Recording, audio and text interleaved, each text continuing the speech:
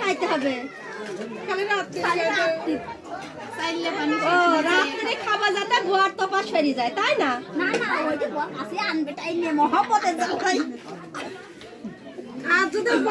টাইলে মহব্বতে চলে না আসে ভিজা কাপড়ে ভিজা চুলে খেয়ে নেবে কিছু জানি বাচ্চা কাছে হয় না তাইতে নাকি না না বাচ্চা কাছে কি না তাই ভালোই আছে হয়ে গিয়েছে আর মনে হয় লাস্টে তো একটু হবে পুরো দিদি হবে হ্যাঁ